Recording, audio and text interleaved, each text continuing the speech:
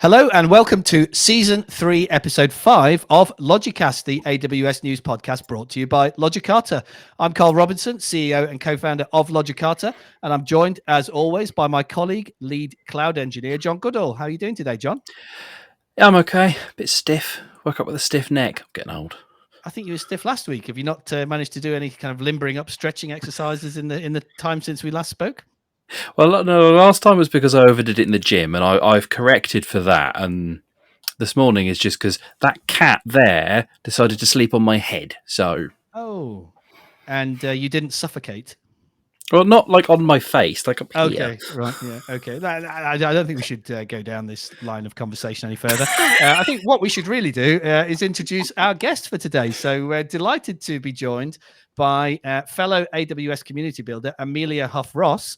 But Amelia, I think you are a first for the podcast because I don't think we've had a community builder in the machine learning category before. So welcome, Amelia. How are you doing today?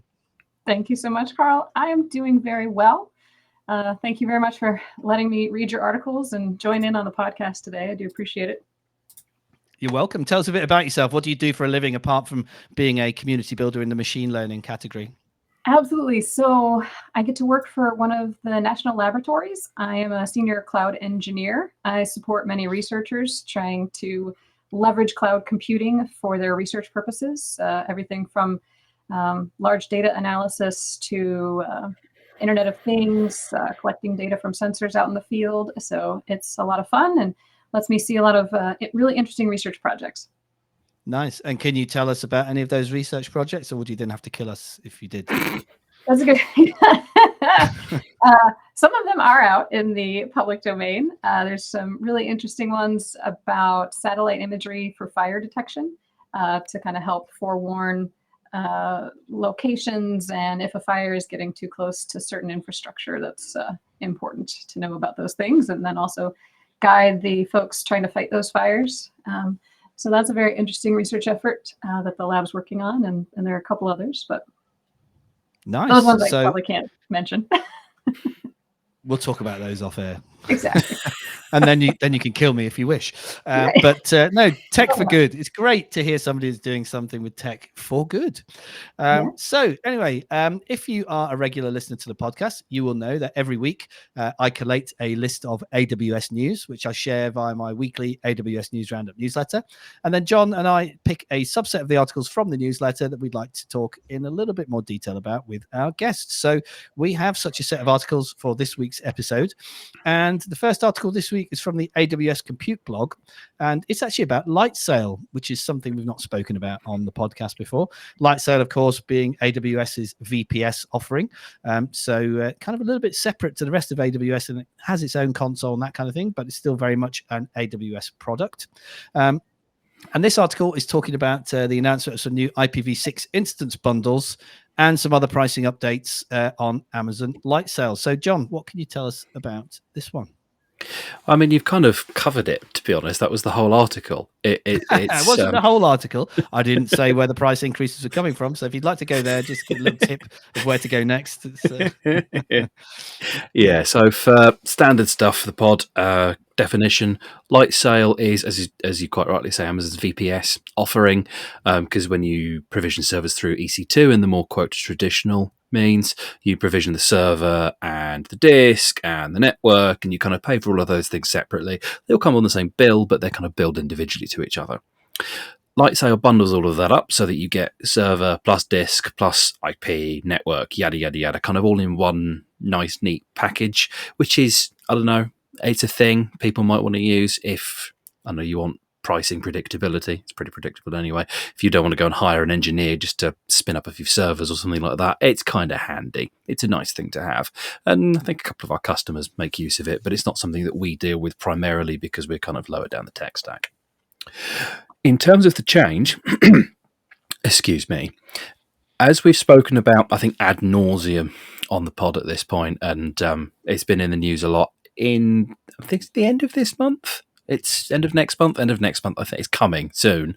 AWS is going to start charging, I think it's $0.005 per hour. It's about $4 a month for every IPv4 public IP that you have associated with your account. And we've kind of said historically that, okay, this isn't really a lot of money. It's not necessarily a bad thing. It encourages people to use IPv6 and stop using a very limited pool of IPv4 and yada, yada, yada, yada, yada. But the complaint I've always had, is that a very few number of things support IPv6 only as their operation. And a number of things require an IPv4 IP address to even operate. So it's a bit like, well, here's the stick and then we'll give you the carrot later. Nah, it just strikes me as a bit not normal for AWS. It feels like a cash grab. There we go. What this is doing is right in the nick of time, although Lightsail's actually getting these changes a little bit later in terms of the pricing, but that's by the by. They are announcing IPv6 options for Lightsail. Brilliant. We like this. The price is going up, I think, slightly because is it going up or not? I think IPv4 is going up and IPv6 is not. So it's kind of not a lot in it, but there's some pricing differences.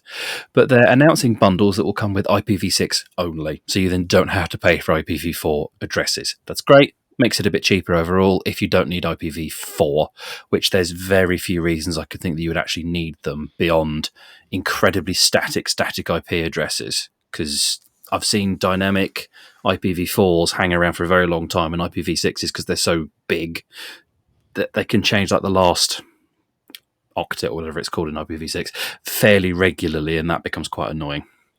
But realistically, this is just it should have had it ages ago. It now does have it.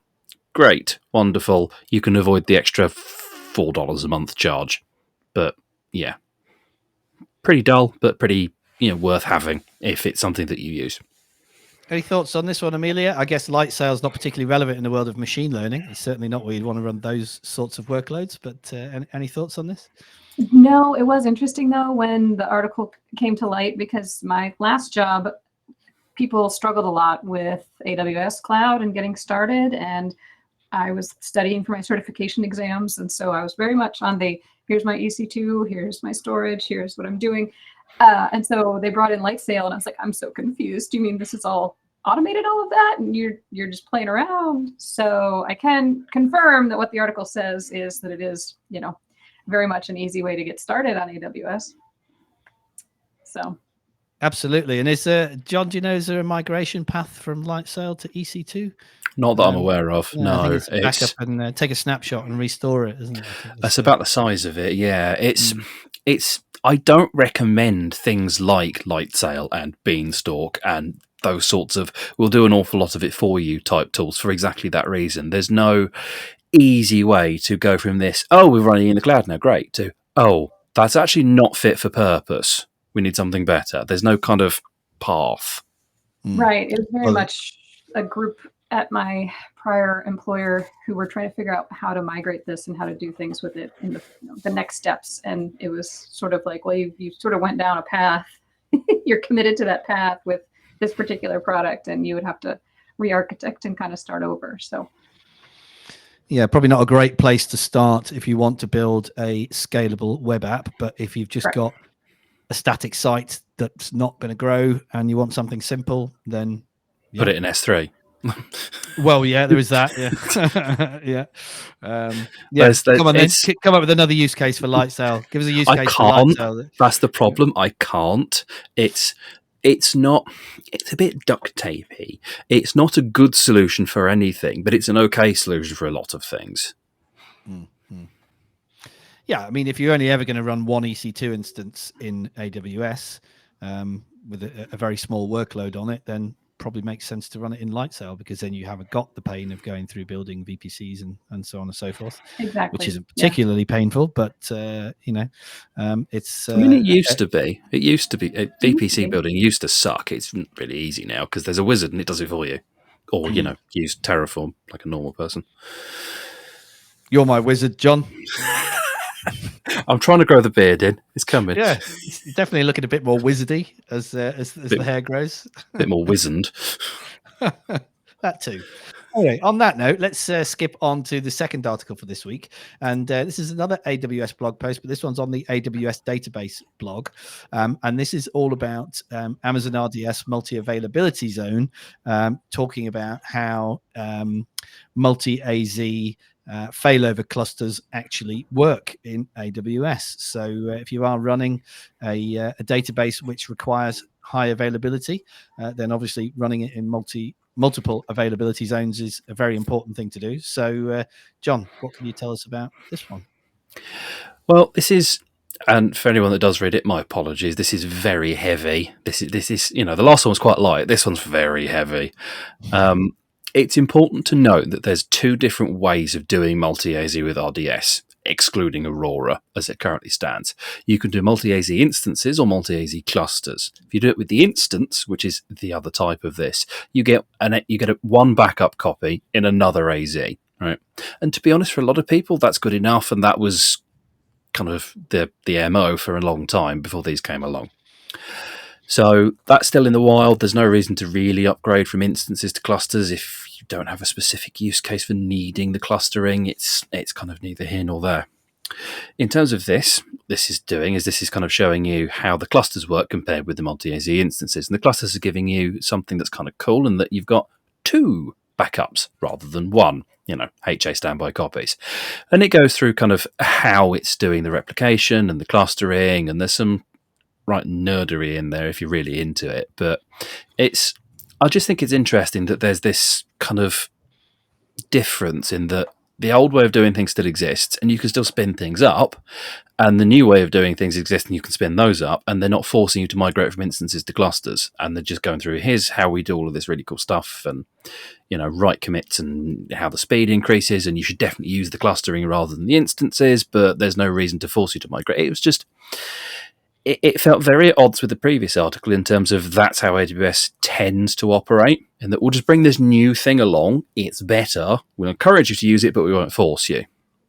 Until 10 years down the line, we go, okay, we're retiring that, and now you have to get off. But just felt at odds with the previous MO, really. I thought I was ready to study for my Solutions Architect professional exam when I started reading it, because I thought, oh, my SA Pro is expiring. This is probably what's going to be on the exam next, and I'm going to need to know the intricacies of how this all works. I did think it was really interesting that they highlighted the manual intervention by the operators. I think that gets glossed over a good bit when you're paying for a managed service. To be reminded that there are people on call probably managing these for when they do fail over and have problems. So now, instead of just 2 availability zones for the prior method, now they've got 3, and so that's probably an interesting setup. So, and of course, it's a new exam for the SA Pro if you're going to renew. I just snuck in on the outgoing version when it retired back in November, I think. But it would be a different exam to the one you took before, I guess. If you're up for renewal, because that would have been getting on for 3 years ago. So it's going to be sad. I'm starting over, basically. Have you booked the exam yet? Oh, no. Yeah. Got to get it in the diary. Otherwise, I know. You're right. Otherwise, it'll just keep moving along. Yeah. You can defer it twice. I know that because I did. You did. So you can defer it twice without losing your fee or your voucher or however you're funding the exam. But that's the only reason you actually took it was because you'd run out of deferrals and your voucher for doing it for free would have expired. It wasn't the only reason I took it, but it was a main driving force for the point in time that I did actually take it. Yes. So yeah. Anyway, let's move on to our third article for this week, and we talk about a subject that we talk about regularly on the podcast, and that is cost optimization. But this one is all about cost optimization at scale. Part 1. I haven't seen part 2, so I don't know what's in part 2. But in part 1, the author is talking about shutting things off. So, a good idea, John, to just turn things off when you're not around. I mean, it's a bit of a hard sell for production or, high performance workloads that cannot tolerate being interrupted. It's a bit of a hard sell for that. But for non-prod workloads, yes, just turn, I can't swear on this or we'll get banned from YouTube. Turn that stuff off. Just turn it off. The article does go on to start talking about Kubernetes, and you can't get away from the damn thing, can you? You go to a meetup, you read a blog post, it's, we're going to talk about Kubernetes. Great. I don't care. Whatever. It's quite hard to turn EKS off because there's still the control plane. You're still paying for that per hour. I forget what the charge is these days. I think it might be 10p, which is not vast amounts of money, but when you're only using it 8x5 rather than 24/7, that's money you're spending that you don't necessarily want to.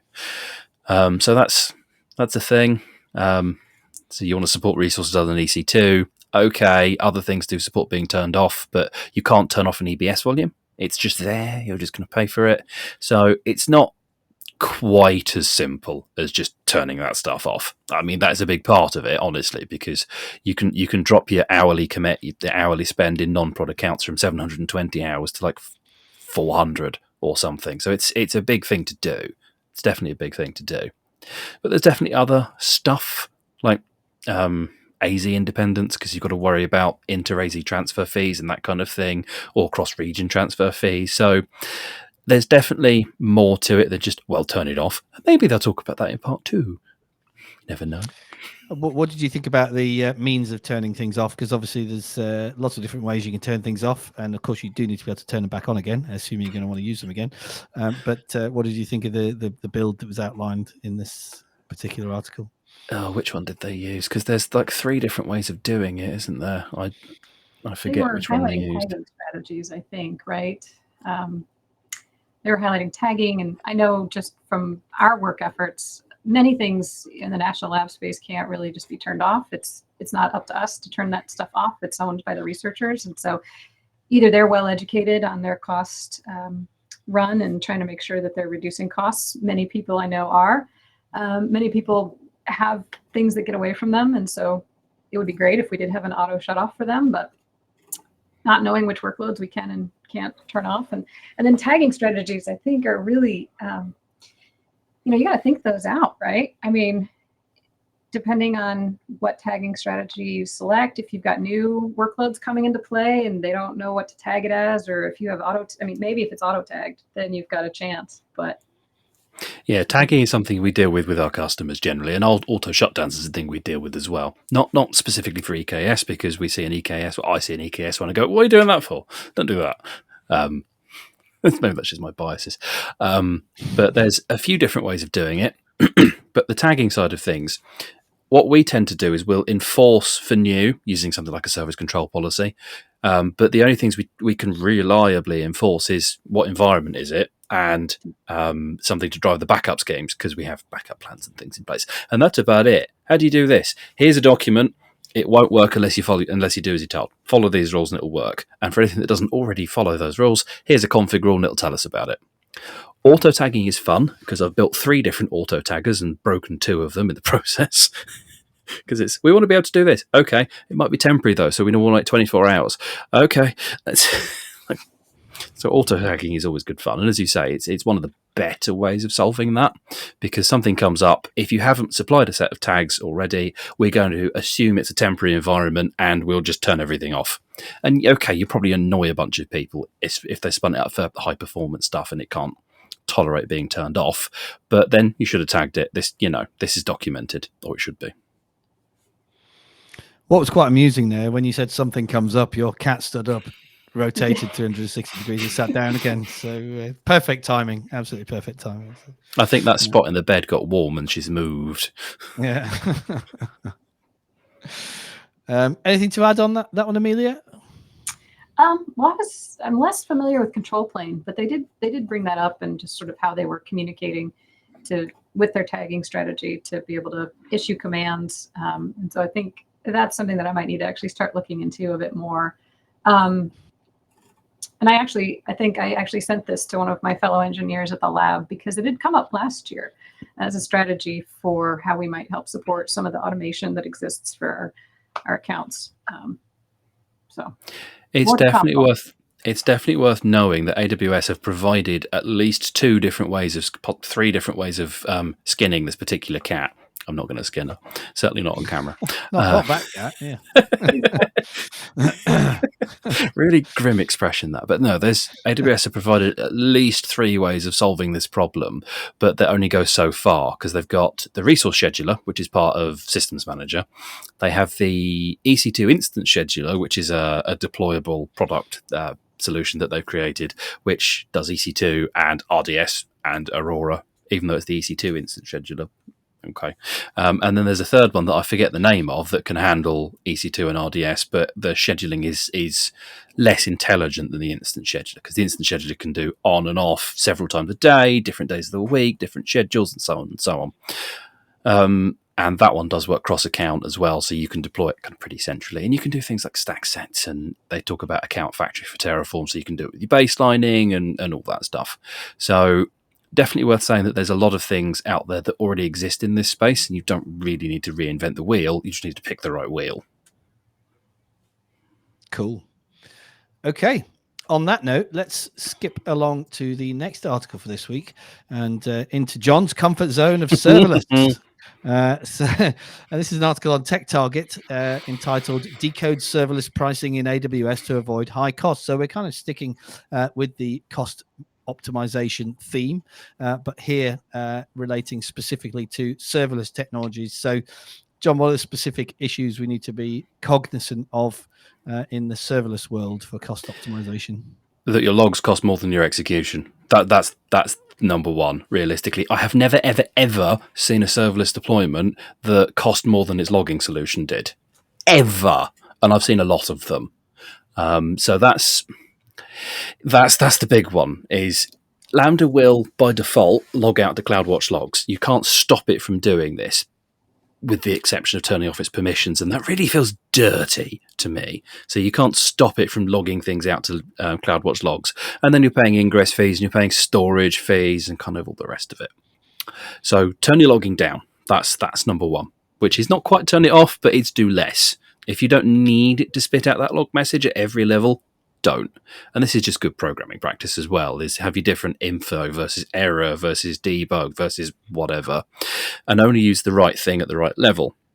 You don't need full logging, debug logging in production. You don't. You need your error log so you can see what's gone wrong, but that's about it. So that's the first one.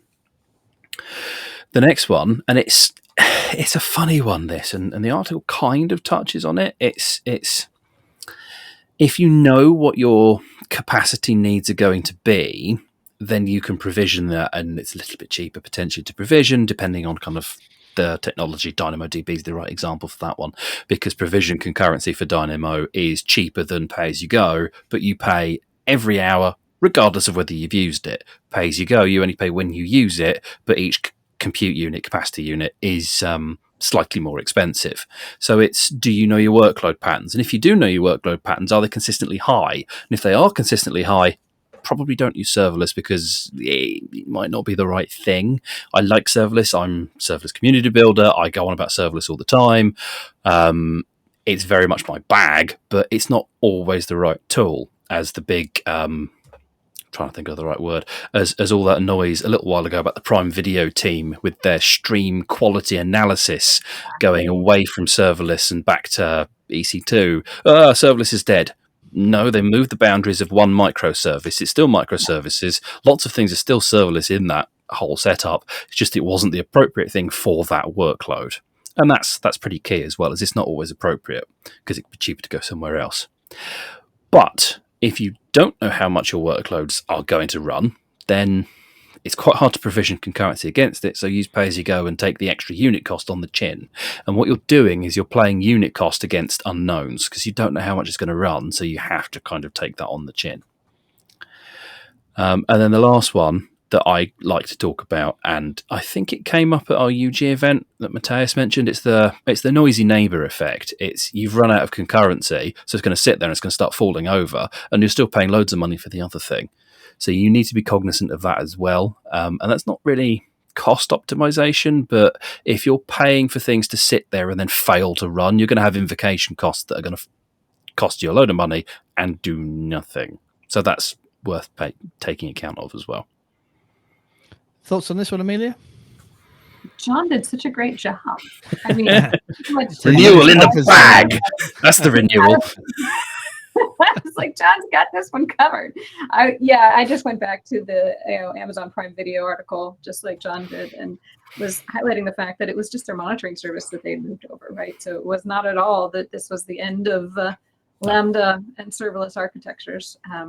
but exactly John's point that the logging was probably costing them way more than actually the running of the functions. So specifically in that case, it was they were using step functions, and they were paying per transition because they were using standard rather than express, which is stupid, and it was just pegged constantly. So they're paying loads of money for transitions, and it was just like, yeah, American football, gotta love the ESPN contract they had that was forcing this issue. Plenty of money in that, though. I think Prime Video is a loss leader for Amazon. Oh, yeah. Well, Don, I have a wonderful colleague that I'll have to introduce you to, who's a big fan of Lambda and serverless and reducing costs. So let's get them on the podcast. You can have a cost off. Yeah. That sounds so wrong. Yeah, it doesn't sound great, does it? I'm not going to put that in the title.